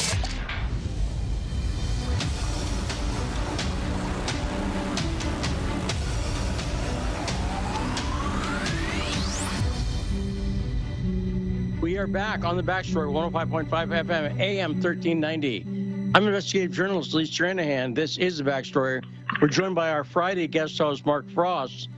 And coming up now, great friend of the show, always love it when he's on, writer, analyst, Daniel Lazar. Hey, Daniel, how you doing? I'm doing fine. How are you? Good. Thanks for coming on. We're going to talk about Supreme Court stuff and also the crazy stuff going on with Ukraine. As I point out, when the president of Ukraine is saying there's not an imminent invasion coming, and Biden's basically saying, oh, yes, there is, that's nutty. But we'll talk about that in a second. But whenever we ask you, where to find your latest article, you tell people where your writing can be found. I'm writing these days for the a publication called The Weekly Worker in Britain, weeklyworker.co.uk. I've also started my blog up again, daniellazar.com. Okay, so Daniel, I'm just going to guess, with a name like Weekly Worker, I would assume it's a left socialist communist publication, correct? Correct. Okay, so the reason I wanted to ask you that, because we always love having you on the show, we're just talking to Mark about what because I realized that not all criticism of communism are the same. And this came up because of the Nazis who we're supporting in Ukraine, who are anti-communist. And I realized that they're not anti-communist the same reason that someone like Mark or I may be. And so I brought Mark on to have him explain his objection to communism. And it's not the normal red baiting claptrap, let me just say that. And so I'd like to get your response to what he has to say, just because I like hearing smart people talk about stuff. So, Mark, if you had to sum up once again in like 30 seconds, your chief objection to communism as a system. It's not those damn commies or some religious, it's Jesus was a capitalist. Explain your objection, and then Daniel, I'd love to hear your response to what Mark's saying. Sure. You know, just like you have any gig, you hope your second time doing it is better than the first. But I hope I hope I don't blow it. In a nutshell, I think the problem with communism, and I'm talking about theoretical communism, not post-Marxism, not post-modernism, not wokeness, not any of that other stuff. I'm talking about theoretical communism as espoused by Marx and Engels. Is it has a fatal first premise. It seems to me that it views people as either born altruistic or capable of being made to be altruistic. And to me, that's its flaw, because I don't see how any sort of communist organization could evolve into anything other than an authoritarian, oligopolistic police state that's not that different than any sort of fascist style of government, which I'm worried that the United States is turning into, by the way, would evolve into the same thing, an authoritarian, oligopolistic type of society where the general freedom of the individual was minimized. That's my prime gripe against communism, and I'm talking pure theoretical communism. As I said earlier, I believe most Christians, the thing I find interesting about most Christians, and religion is something that I'm very interested in, and certainly comparative religion, and I think I'm exceptionally well-versed in Christian theology, and it's always troubled me that evangelical Christians especially seem to believe Jesus was a communist. Was a capitalist. And, you know, it seems to me pretty clear if you read the history of the early church as we have it in both secular words as well as in the New Testament, it's pretty clear that the early church, everybody sold their property and possessions, and they put it in a common pool, and they gave to those that had the greatest need. And so Marx's, you know, famous dictum, you know, from each according to their ability to each according to their need, that seems to be very compatible with Christianity, at least early Christianity. And being that I taught at a, you know, Southern Methodist University for 20 years, you know, a lot of Methodists even who are Protestants, and they tended to have at least some sympathies toward that. My problem is, you know, I'm probably way too much of an Aristotelian to, you know, ever believe that human beings are altruists or can be made to be altruists. I think I gave an example of I do a lot of cat rescue. I love cats. And people tell me all the time how selfless I am and how I'm an inspiration to them because I'm not selfish. And I'm almost feel insulted because I am very selfish. I love cats. If I was volunteering my time and money to help cockroaches, who I actually go out of my way to exterminate, that would be an altruistic act. And so Marx believed that through the process of suffering and the process of people being alienated, it's a term that was very dear to him, that at the end of the capital age could become the socialist age. And at the end of and socialization would occur in the socialist age. People would learn to think and to value altruistic acts, and I would not just care about educating my daughter, I would care about educating my daughter, some stranger's daughter. I would not just care about feeding my family, I would care about feeding somebody else's family, from each according to their ability to each according to their need. And the nirvana that Marx believed in was that at some point during that socialization phase, you could have real communism because people could have had all of the garbage exercised out of them, all of that emotional baggage, and they could, for the first time in human history, think in terms of the real individual. That is, how can I live my life in a way that produces the greatest good for the greatest number? And I don't think that's realistic. So that's where I'm coming from on why I'm not a Marxist. And I think you could also say, sorry, yeah. No, I was just going to say, Daniel, in the interest of having a deep conversation, before we get to the headlines, which we'll get to, but what are your thoughts on what Mark had to say there? I'm very curious, actually, because I know what a bright guy you are. Go ahead, Mark. Daniel. Well, it's just it's kind of just the kind of stuff you usually encounter.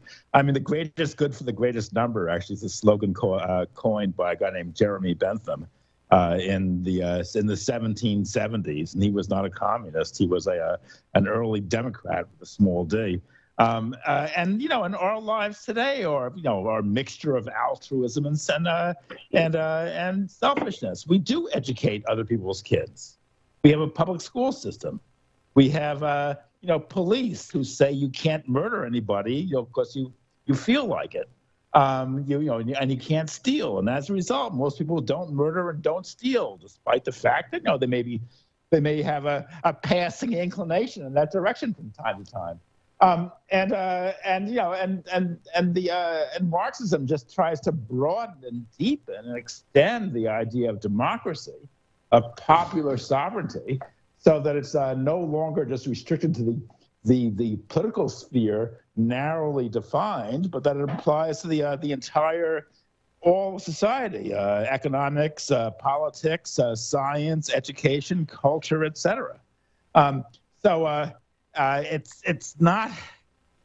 It doesn't go against human nature. I mean, human nature is a very silly term because it can be used to justify anything.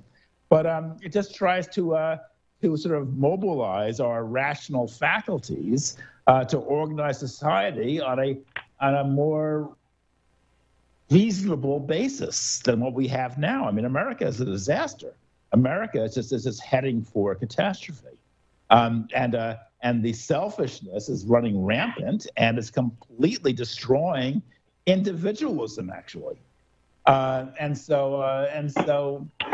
Socialism is an attempt to turn this around and steer society in a more rational, beneficial direction, so that all people wind up benefiting, not just a select few.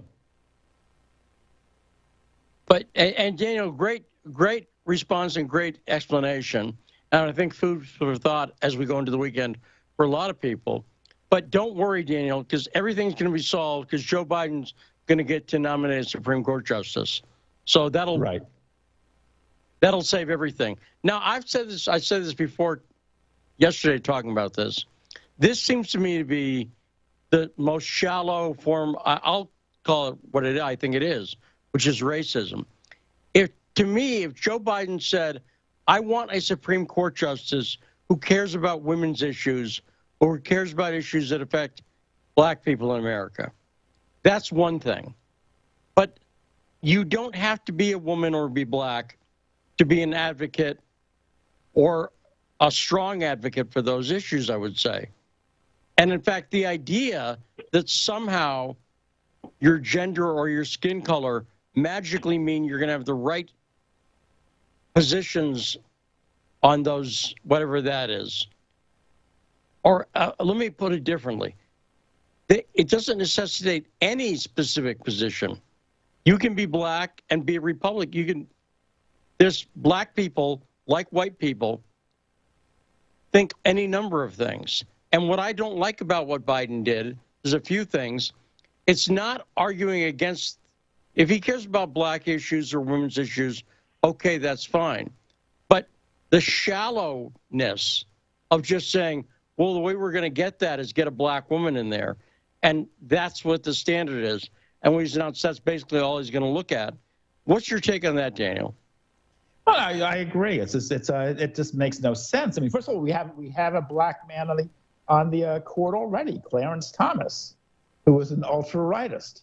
And, so his skin color tells you nothing about his ideology. And the whole you just can't tell a book by its cover. And the idea that somehow, Clarence Thomas's skin color determines his politics is ridiculous. And it just goes to show the bankruptcy and the shallowness of Democratic Party politics that has come to this. And the voters don't like it. The voters recognize how shallow all this is. I mean, that's one reason why Kamala Harris did so poorly in the primaries. I mean, she just made such a big show about her skin color, and everyone recognized, African Americans first and foremost, that it was all just a charade. It was all meaningless. And Biden's playing into the same fallacy, and I don't think voters will really approve.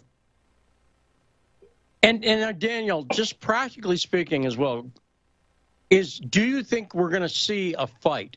In other words, is this going to be a fairly smooth process? I predict it will be. I don't think the Republicans are going to put up they're not going to do certainly what the Democrats did with Brett Kavanaugh. They're not going to look for everything they possibly can, look for people who went to high school with whoever gets nominated. So do you think we're going to have a relatively smooth nomination process? Because we don't have the filibuster on that. No, I don't think it's not.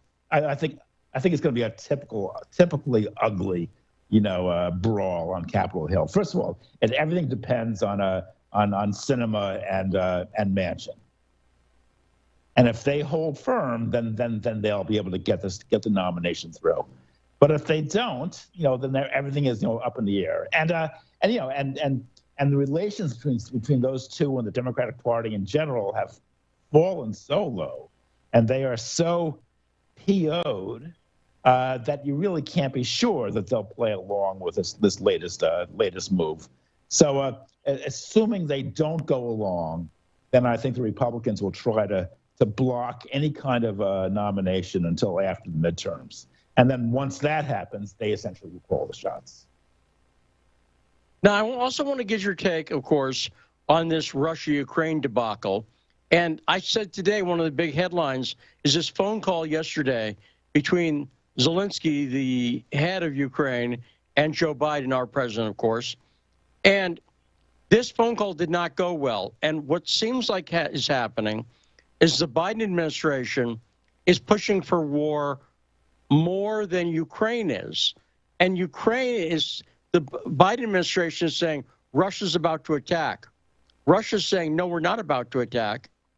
And Ukraine is saying, we don't think Russia's about to attack. And the Biden administration is tutting and basically saying, no, they are. They're about to attack.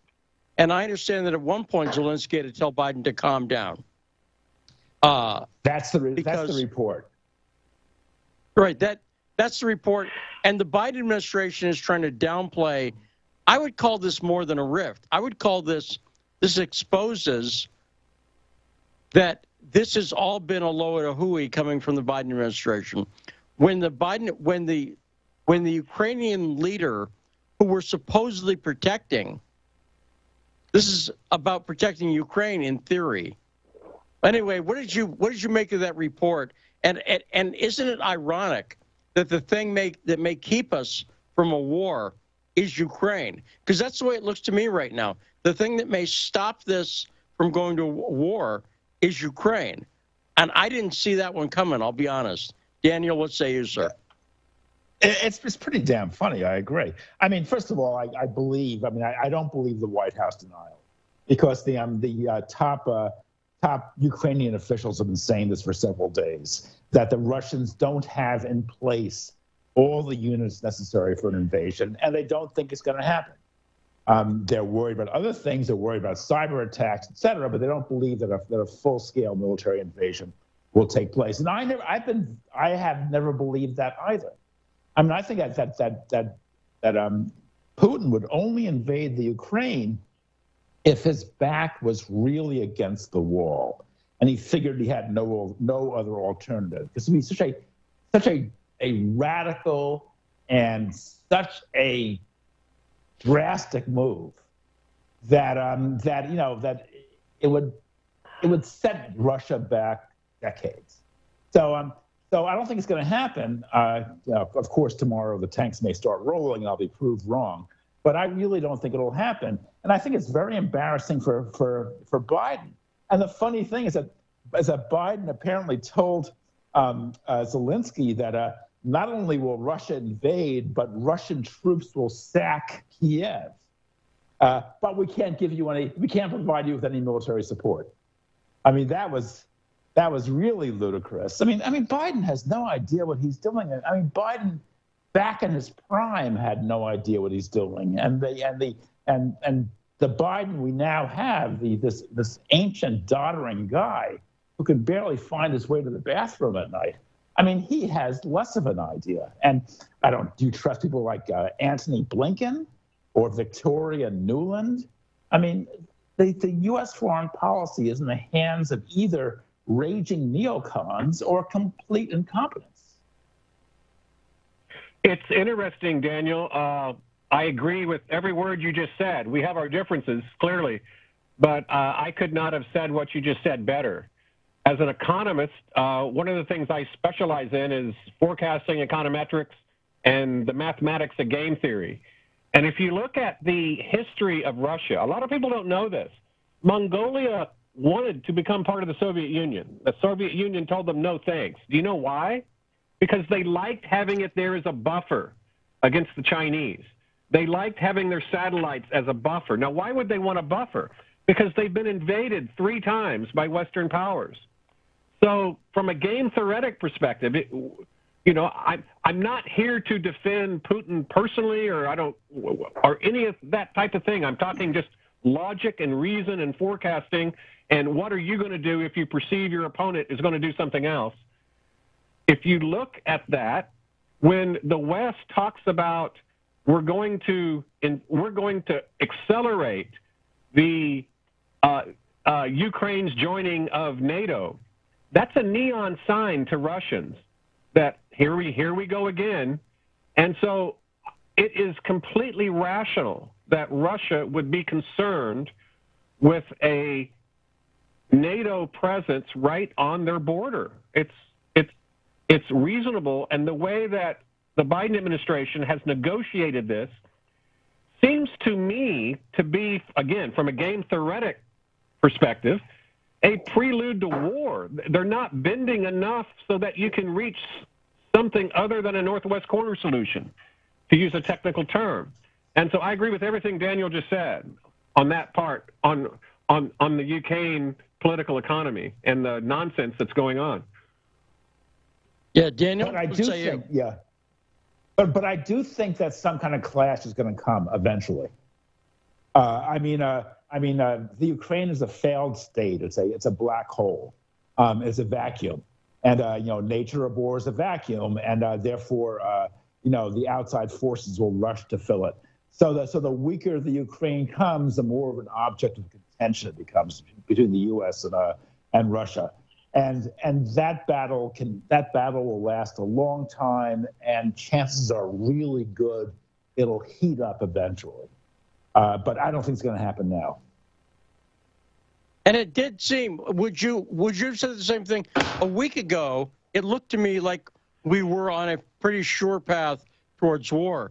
Now I'm seeing with what Ukraine's saying, we talk about sometimes the doomsday clock, that theoretical clock that shows how close we are to the end of everything.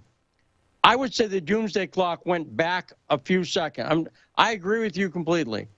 The U.S. has been pushing war with Russia for decades.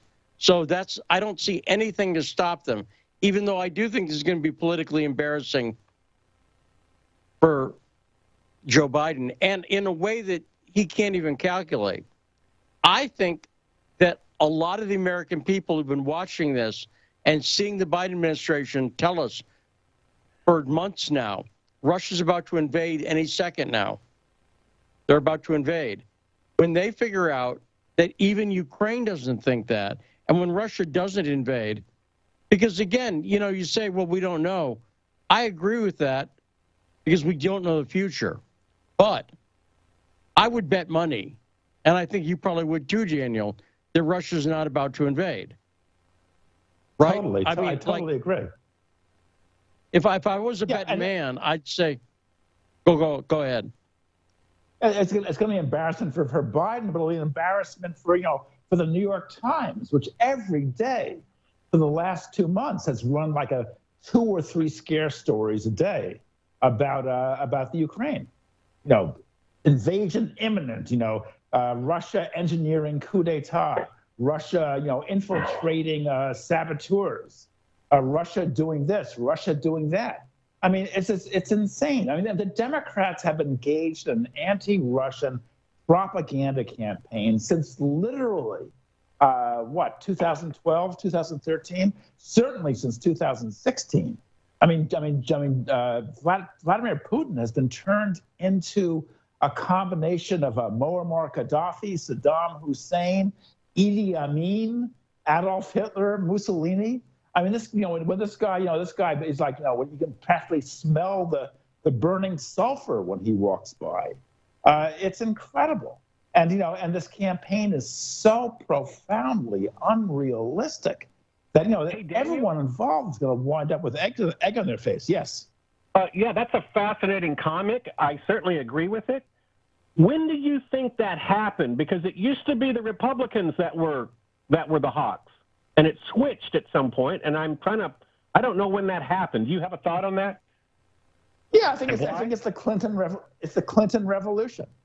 I mean, essentially starting in the late '90s when Bill Clinton, initiated the expansion of NATO, the Democrats figured they had to out-hawk the Republicans in order to stay to stay in power, and the Republicans have over the years drifted slowly but surely in an isolationist direction. So the Democrats are the hawks, and the Republicans are isolationists. As my wife said, the Democrats save us from fascism, and the Republicans save us from war. So it's a choice between arsenic and cyanide. And I'll just mention the other interesting part of history here is in the 80s, this partially started because of John Demjanjuk. John Demjanjuk was the guy who's known as Ivan the Terrible in the concentration camps. He was a Ukrainian guard who it turned out had been living in America. And the Republicans spoke out about that, including Reagan, and they condemned it. And the Ukrainian diaspora turned to the Democrats, including Joe Biden, and they realized the Ukrainian diaspora doesn't like when their Nazi past is pointed out. So they made alliances with establishment Democrats and a lot of Ukrainians. Again, that's a hidden part of that history, but anybody can look that up. That goes back to the 80s. Just look up Ivan the Terrible, because Demjanjuk can be hard to spell. But John Demjanjuk was the name of the guy. He was the Ukrainian concentration camp guard. Remember that, Daniel? I remember that case. Yeah, I remember that case. Yeah. So he was from New Jersey, right? That's right. But the big change was in 1991, on the eve of the first Gulf War, when a majority of Democrats in both houses voted against the war, and the war became, was the greatest military romp since I don't know when. And the Democrats were so profoundly embarrassed that they said, never again will we be out-hawked by the Republicans. And since then, the Democrats have tried to show that they have, bigger cojones at every opportunity. It's absurd. And Daniel, fantastic appearance as always. Thanks for joining us. Great conversation. Mark Frost on Frosty Friday, thanks so much for joining us. Great job guest hosting. And thanks so much to everyone who called in, to Ingrid, to Sharif. We will be back on Monday. Have a nice weekend, everyone. Don't get blizzarded on. Watch out for that. And thanks, of course, to John Kiriakou. Great talking to John again. We'll be back on Monday on The Backstory.